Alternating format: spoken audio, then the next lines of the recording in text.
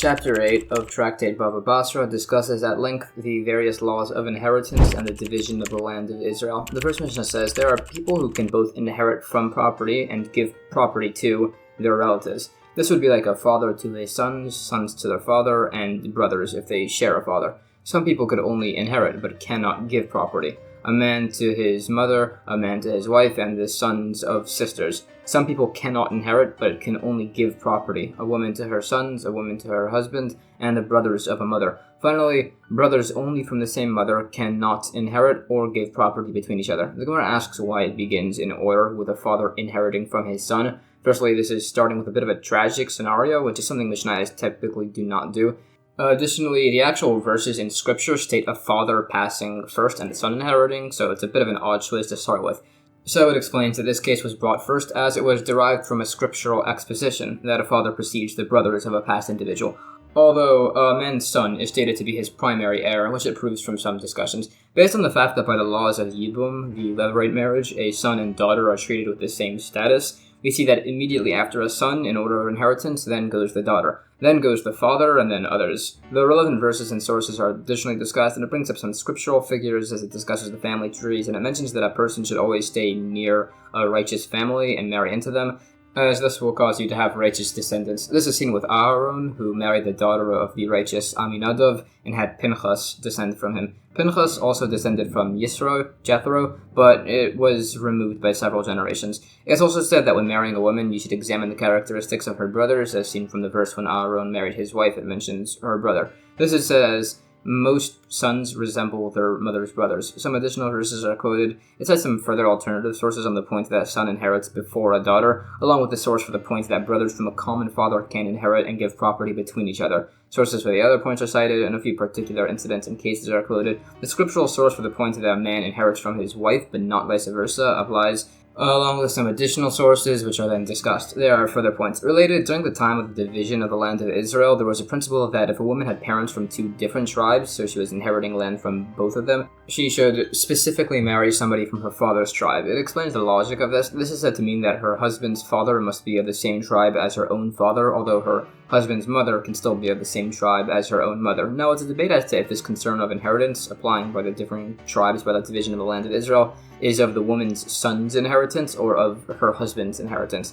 A number of verses are quoted showing it's a concern of inheritance through her husband. Also, from other verses, it's said that a husband does not inherit his wife's prospective assets that she receives after her passing, rather that only goes to her sons. Anyways, we had said that the sons of a sister inherit but don't give property to each other. In fact, the sons of a sister actually take precedence over the daughters of a sister.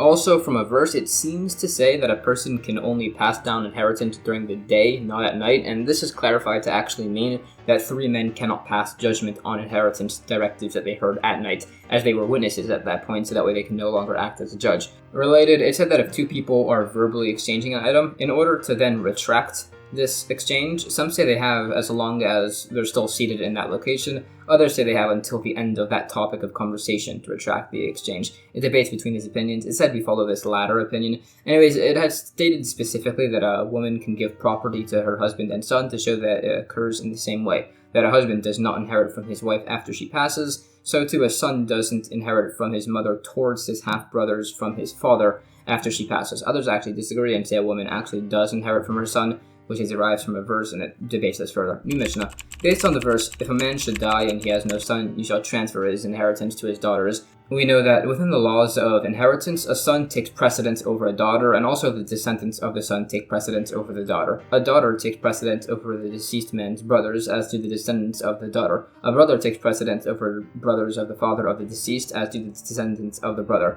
As a rule, anybody that takes precedence has their descendants also take precedence, although an inheriting man takes precedence over his own descendants. The Gemara quotes further sources. If a man has no offspring whatsoever, it said we search upwards along his lineage until we find the closest living relative. This goes upwards until whichever of the 12 sons of Jacob he's descended from, not further, as there's a tradition that no tribe of Israel will ever go extinct. It's also said that the daughter of a son of the deceased takes precedence over the daughter of the deceased, and saying otherwise is mistaken. There are some relevant points, and it also speaks on the great negativity and tragedy of somebody who passes without leaving a son after him. A number of verses on this are quoted. It's also asked if a person is survived by his father's father and his own brothers, which of them takes precedence, and it said the man's brother takes precedence over his grandfather. Anyways, a bit of an aside, just to summarize, the order of inheritance as established is as follows. A son, a son's offspring, then a daughter, the daughter's offspring. If there are none of those, the father is next. If the father isn't alive, it goes to his brothers. Next in order is the brother's offspring, then his sisters or his sister's offspring, then goes the father's father and the father's brothers, then the father's brother's offspring, then the father's sisters and the father's sister's offspring, and afterwards it goes to the great-grandfather, etc., working its way up.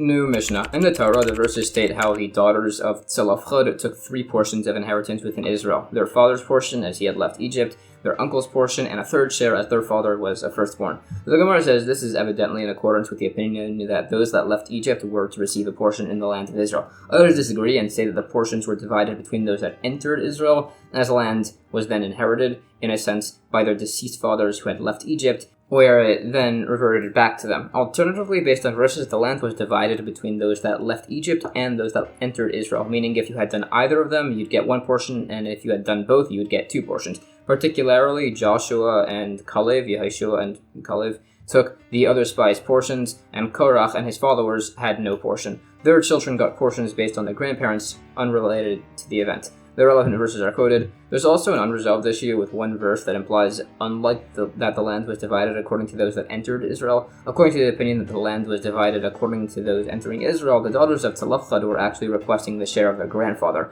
as their father had not entered Israel. Similarly, according to this opinion, the children of Joseph petitioned for extra land, even though they entered Israel, as they had many children, under 20, so they would have received a lesser amount. Some suggest that these specified petitions show that every other person was fine and received a portion in Israel. Others say the request of Joseph is simply recorded to teach that a person should beware of the evil eye, as they were advised to live in forests. However, they responded, saying that the evil eye has no power over the descendants of Joseph, as they're compared to a fish, which are immune as they're covered by water. It quotes sources for the division of portions between the spies and the followers of Korach. These are discussed, and it particularly qualifies the inheritance of the daughters of Tzalafchad. These are discussed, and it asks how the daughters of Tzalafchad could request an extra portion as their father was a firstborn, as firstborns receiving double doesn't apply to prospective assets. So some suggest they weren't asking for the land, they were requesting his actual property. Others say that the land of Israel was considered to have been in their possession since they left Egypt, although others debated from a source. It said, actually, Moshe was uncertain as to whether this was the case, and it was clarified that it was an inheritance, but it won't be received by those that left Egypt themselves, as they all ended up passing in the desert. It also expounds further on the incident with the daughters of Tzalafchad. It said that they were wise as they spoke in a timely manner, they were knowledgeable in Torah as they knew the law, and that they were righteous as they waited a while to marry people befitting their station. It said that because of this, the same miracle that occurred for Yocheved occurred for them, which is that they retained the beauty of their youth even when they were old. It's also said that sometimes the verses list the daughters in different orders, sometimes in order of age, other times in order of wisdom, although others say that it's to show that they were all equal. It further expounds on these verses, on their marriage, that they only married fitting individuals, and similar. This is discussed along with other points on the prohibitions that existed for certain individuals to marry outside of their tribes, as was briefly mentioned earlier. This is relevant for the holiday on the 15th of the month of Tu B'Av, wherein all the tribes would have their marriages, along with marriages between tribes.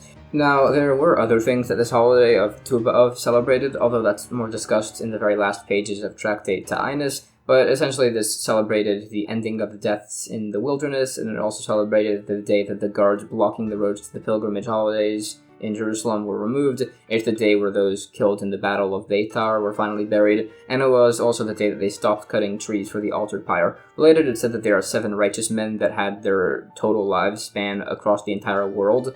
There was Adam, who lived until Methushelach, who lived until Shem, who lived until Jacob, who lived until Amram, who lived until Achia, the Shilonite, who lived until Elijah the prophet, Eliyahu Hanavi, who is still around to this day. The relevant verses to calculate their ages and dates are also brought back to the division of the land. It said that it was divided according to the tribes, not by head count, based on some verses. It was done so with the Urim V'Tumim on the Kohen Gadol's breastplate, and also a lottery was drawn to divide the portions of land between tribes. It is said that when Mashiach comes, everybody will have land of all the different variants, and it'll be divided between 13 tribes, an additional one for the Nasi, Mashiach. During the original division of land, those that received lesser portions of land would be monetarily reimbursed based on the difference in value between land by its distance to Jerusalem. Others said that they just would receive other lands. Everybody received their portion by lottery, besides for Joshua and Kalev, whose portion is specified in verses as given by the word of God. It clarifies which portions exactly these were. New Mishnah, both the son and daughter are subject to the laws of inheritance, although a firstborn son receives a double portion from his father alone, not from his mother,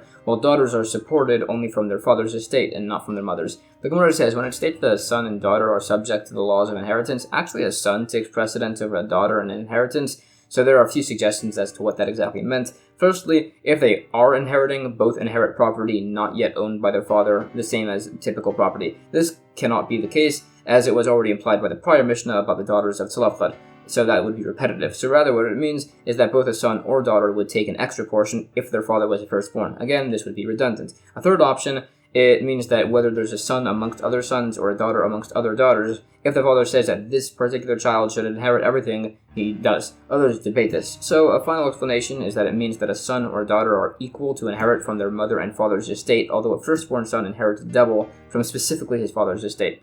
A number of verses are quoted in support of this, which are then discussed. Regarding these verses, it mentions Leah's marriage to Jacob, and prior to this, it says that her eyes were ra'akas, meaning tender. Some interpret this to mean like the word arukas, meaning longer, showing that her descendants many generations down the line would be very great. Others say it's literal, that she was a very sad person because people would frequently say that she would one day marry Esav, and she would often cry over that. Additionally, Jacob was supposed to marry Rachel and worked for many years to do so, as the verses state, but her father switched her out for her sister Leah, and Jacob didn't realize until after they were married. It's explained this was as Jacob and Rachel suspected her father, Lavan, might try such a thing, so they designed some secret sign to identify themselves to each other when they were getting married. However, when Rachel saw her sister being switched out, she realized her sister might get very embarrassed, so she taught Leah the signs, and Jacob married Leah, and then only much later on married Rachel. Related verses on the subject are discussed. Anyways, back to inheritance. It cites a number of different cases showing that a firstborn inherits double from his father. And there's apparently a debate between Rebbe and the sages.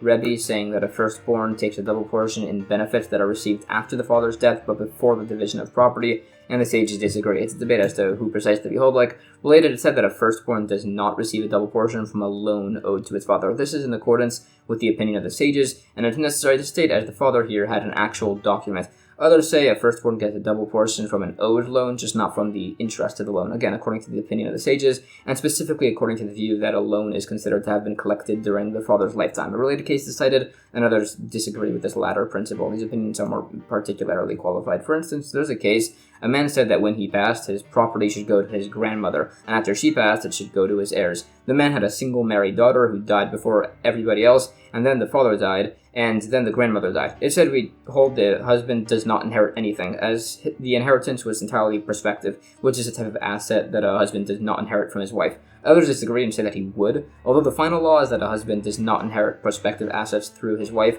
if she had passed. And also the law is that a firstborn does not get a double portion of his past father's prospective assets, and also a firstborn does not take a double portion from a loan, be it of money or of land. Also, if the father had a loan with the firstborn, so he owed his father money, the firstborn and his brothers divide the extra firstborn portion. Further, it had been stated that if heirs improve property belonging to their father after his passing, but before the estate had been divided, the firstborn does not receive a double portion of this increased improvement. He can, however, protest against them doing this. This is qualified, saying if they harvested grapes or olives, the firstborn still gets a double portion from those, but if they had made wine or oil, the firstborn would not get double this portion. Others disagree and say the firstborn would receive from the wine as he's being compensated for the damage done to his grapes. Additionally, it's stated if a firstborn takes a share equal to all of his other brothers, he's renounced his firstborn portion. Others say it's specifically within this field. Others say it's across all properties. This debate is discussed. Related, it's ruled that a firstborn has rights in his extra portion before the division of the estate, and some related incidents are brought. New Mishnah, if somebody says that his firstborn son should not inherit a double portion, or that one of his sons should not receive a portion, this is not allowed, as he's directly contradicting Torah law. However, if the properties are being distributed orally as a gift, he can vary between his heirs however he wants, just as long as he's not giving them as an inheritance. If it's being done through a document, the word gift must actually be specified somewhere within. The Gemara says, most hold that a stipulation cannot be made that contradicts Torah law. Some say that a betrothal can be made on condition that the husband does not need to keep to any of the obligations of a husband towards a wife, as it's a monetary matter, but that's unique, as the wife is agreeing to it, unlike by inheritance, where the son has no say. It's also stated, if a father says, so-and-so is my firstborn son, he's believed to be the firstborn and inherits accordingly. If the father had a son and said, so-and-so is a firstborn, he would not inherit extra, as it's possible he meant he was the firstborn to his mother. Related incidents are cited. Uniquely, a tumtum, somebody with a flesh covering their genitals, making their gender indeterminate.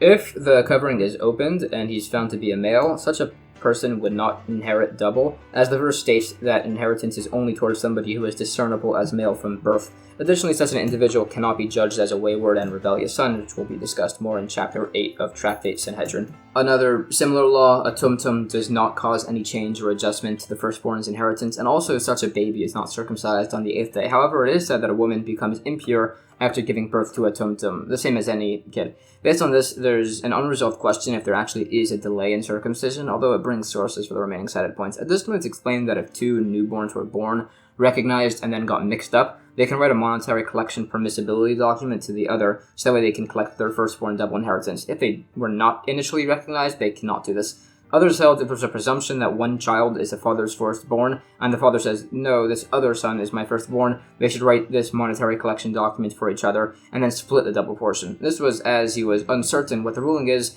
as to if a father is believed to identify his firstborn son. Such a debate is relevant, for instance, as typically a father can just gift whatever properties he wants to whichever children, so this case is specifically useful if, for instance, properties were granted to a father while he was about to die, as he can't give over property then. There are additional rulings. If somebody identifies somebody as his son and then later retracted this to say that he's his slave, this second statement is not believed. However, if somebody identified a man as his slave and then retracted this and said he's his son, he is believed because he could have been saying that his son serves him like a slave initially. If the context is in tax collection, then the inverse is true. If somebody identifies his son by a tax collector as a slave, he's believed, as this increases his taxes. If he identified his slave as his son here, however, he would not be believed. This concept is additionally discussed. Some points are ruled on. It said if one man claims another person stole his slave, and this second person says, no, it was sold to me or given as a gift, but then offers the first man to take an oath that the slave is his to reclaim it, and then the first man takes this oath, the second man must return the slave, and he cannot retract this. Another point, there's a debate of debt payments can be collected from slaves left over as an inheritance.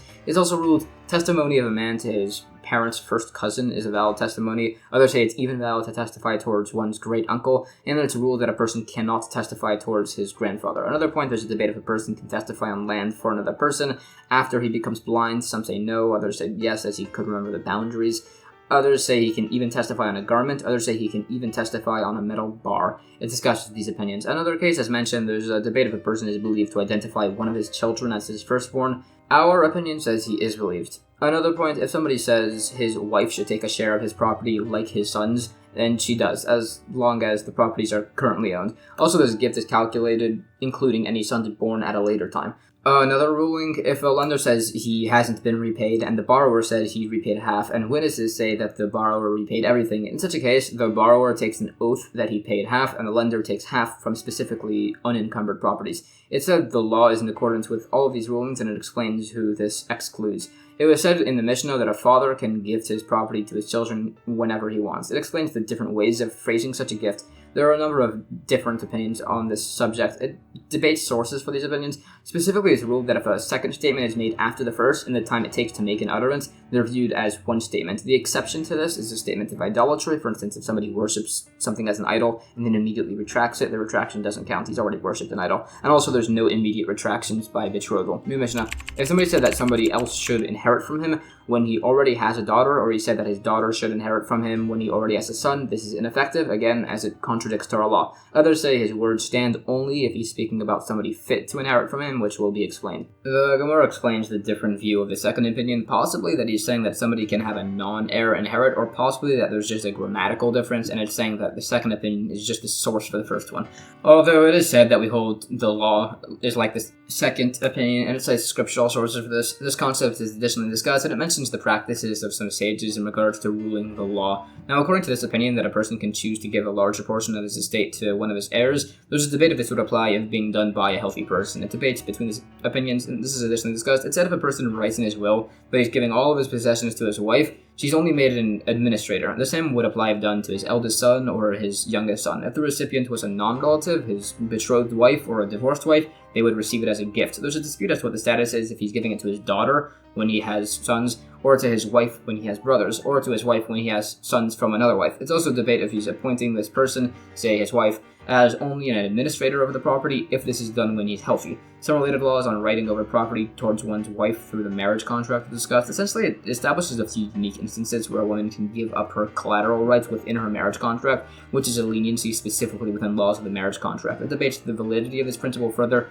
There are unresolved points on a few discussed incidents, and they're additionally discussed. Anyways, back to inheritance. Instead of a severely ill person wrote all of his property over to somebody else, we first check to see the relationship. If the recipient would make a valid heir, he receives it as an inheritance. If he's not fit to inherit, he receives it as a gift. It's argued as to what exactly the practical difference is. It said there's a difference if the giver said the property should go to the man, and then afterwards to a second man. If it was an inheritance as opposed to a gift, the property is never transferred to the second man when the first dies as an inheritance now, so it would go to his heirs instead. Cases are cited. New Mishnah. If somebody writes over his estate to another person and leaves nothing for his children, it's a valid gift, but it's something that's frowned upon. Others say this is considered to be a good thing if his children were not being proper, that they shouldn't receive an inheritance. The Gemara debates if these two people disagree as to whether heirs of poor character should not inherit. A story is brought. A sage had a son who was acting improper, so the sage took all of his money and consecrated it. The son later got married, and he bought a fish and found a jewel inside and was told to bring it to the temple treasurers to sell it so he'd get a fair price. It's a debate if he either brought 6 times the amount his father had consecrated to the temple, or that he took 7 times his father had consecrated from the temple. So either way, we can't really say if the implication is that the disownment was a good thing, although it is said from elsewhere that generally any form of disownment, even towards a poorly acting son, is viewed negatively. It discusses this from other incidents and also quotes the greatness of the students of the sage Hillel, the least of which was said to be Rabbi Yochanan ben Zakkai, who was extremely knowledgeable in basically every field: scripture, Mishnah, Gemara, Halacha, law, Agadais, the different arguments and discussions, astronomy, the different parables, medicinal matters, the speech of demons and angels, the incident of the chariot in Ezekiel, and many others. The greatest of the students was the sage Yonasan ben Uziel, about whom it was said that whenever he studied Torah, any bird that flew above him was incinerated. New Mishnah. Regarding laws of inheritance, if somebody identifies another man as his son, he is believed. If somebody identifies another man as his brother, he's not believed. So this new identified brother would only take inheritance from the brother that had identified him. If this new brother then dies, what he had inherited returns only to the brother that identified him. If the new brother had properties from elsewhere, all the brothers inherit from him. The Gemara explains regarding somebody who identifies his son, this is relevant to have him inherit from him and to make his wife no longer responsible to perform the levirate marriage if he passes. Now, both of these points are known from other locations, so it's actually to teach a particular case that a father is believed when he says he has a son in regards to exempting his wife from the levirate marriage, even if there was a presumption that he has a brother. The husband is believed here as he technically could have just divorced his wife if he wanted to. Based on this, there's a disagreement if a husband is believed if he says he divorced his wife, as if he wants to, he could just divorce his wife. It's explained that he's believed to say he's divorcing her in the future, but not to say he had divorced her in the past. Later, if the husband says he divorced his wife in the past, is the debate if we then believe him to say he divorced her in the future. Some particular incidents are discussed. The case of a man identifying another person as his brother is qualified. It's particularly where the other brothers say they don't know whether this man is their brother or not. Anyways, if the new alleged brother inherited property, but then made improvements to it and then died, what's the status of the improvements? And that stands unresolved. New Mishnah. If a person dies and they find a sickbed will tied to his leg, it has no legal validity. If he had transferred his will to another man, whether they're an heir or not, they would acquire the property. The Gemara takes some time to provide the definitions for the word for a sickbed will. Anyways, it's asked if a very sick person told somebody to write a document to deliver some money to somebody and then died before this was done, it said the document is not written and the money is not delivered, as he might have wanted to give it only through the document, and the document is not valid after death. There's a debate as to who taught this, and some debate the ruling. It said the law is that we do actually write and deliver a document after a man's death. New Mishnah. If somebody writes his properties over to his sons but wants to keep using them until he dies, it's a debate if it's necessary for him to write that this gift takes effect from today and after death. If he did do this, the father can no longer sell this property as they're written towards the sons, and the sons can't sell it because they're in the father's possession. If the father sold them, The sale lasts until he dies. If the son sold them, the buyer only owns them once the father dies. The Gemara explains the specification of this taking effect from today and after death is to say that the property should be taken from today and the produce should be taken after his death. Saying this by a divorce document creates an uncertainty because we're not really sure if this is a stipulation or a retraction. The reason others say the specification is just not necessary is as they say the recorded date shows the time it takes effect. So there's a debate as to if either would concede that the document records the actual acquisition. It essentially rules no matter if the document begins or ends with the specification of an acquisition, it would not be necessary to write the words from today according to either opinion. If the document started with the words, "This is a testament to the matters that took place before us," then there would be an argument if the words "from today" are necessary to be added. Anyways, in the case where the father writes his properties over to his son, but partially retains them while he's alive, if the son then sold them while his father was still alive, and then the son passed away first, it's the debate if the buyer acquires this property. This is based on whether the right to produce of a property is the same as the rights and ownership of the property itself. This was actually already discussed, but it's being taught here also by a father and son to show that it still applies, even though you might think that a father would typically be more generous towards his son. It additionally debates his opinions. It is, however, ruled that if somebody says that his property should go to one man and then after to another man, the second man only gets what the first man chooses to leave him. However, if the first man gives his property away while he's very sick as a gift, it would still go to the second man as he has priority. This would even apply to the ownership of Canaanite slaves, that they go to the second man even if the first freed them, meaning he can do whatever he wants with his property. And this would even apply if the first man made the property into shrouds for the deceased, that the second man received the leftovers, again showing the first man can do whatever he wants with his property, even making it into items that are forbidden to be benefited from. Another instance of this case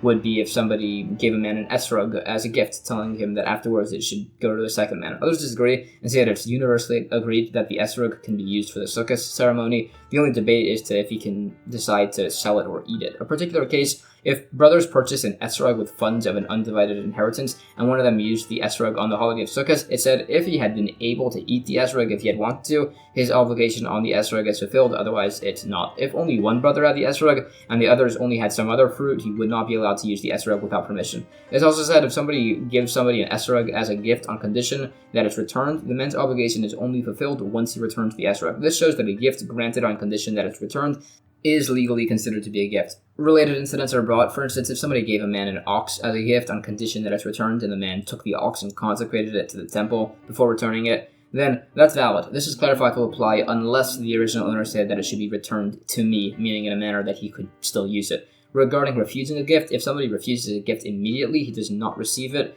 If he is silent and only later refuses it, he nevertheless has acquired the gift. This is discussed. Another point, if a very sick man said to give 200 coins to one man and 300 to another and 400 to another, they don't receive these funds in order, rather they all receive their gifts simultaneously. If he said to give 200 coins to one man and after 300 coins to another man and after 400 to another, the funds are given in order of specification, so if there's insufficient funds, the first ones would have priority. Related, if a very sick man says to give 200 coins to his firstborn as befits him, the firstborn receives 200 coins besides for his firstborn portion. If he said the coins should be given for his firstborn portion, the son could take either the portion or the coins. The same applies with giving coins to a wife regarding her marriage contract. If, however, somebody said to give 200 coins to his creditor for the debt, the man can only take it to repay the debt. It's discussed. Another point, if the sick man says somebody owes him money, it's a debate if witnesses mark this down for the heirs to collect. Depending on whether or not they recognize this debt to be legitimate or not, it's ruled that they can write this down even if they're not sure if it's legitimate,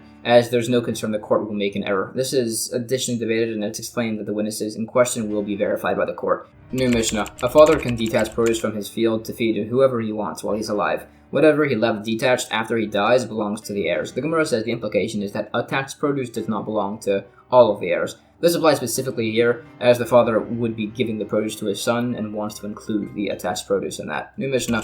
If a father passed away and left older and younger sons, the older ones cannot support themselves from his estate at the expense of the younger ones, and the younger ones are not fed from the estate at the expense of the older ones. Rather, it's divided equally. If the older ones married with the estate's funds, the younger sons can do this also, but only according to what their father gave them, not by a corresponding amount. Similarly, if the father left older and younger daughters, they cannot support themselves at the expense of the others. It's divided equally, and they can marry from the estate, but only by what was specified. daughters are fed at the expense of other sons, but not at the expense of other daughters. The Gemara says, while a brother cannot take funds from an undivided estate at the expense of his brothers, even to get cheap clothes, if he has done so, it's not required to be returned. The point on variance by marriage is that if the older daughters were married while the father was alive and then the father passed, the other daughters cannot get married according to the same cost as the older sisters. Related, it's asked, if a woman borrows money and this is undocumented and spent it and then got married, is the husband considered to be a purchaser or heir of the purchased property? To debate this from our discussions, it essentially establishes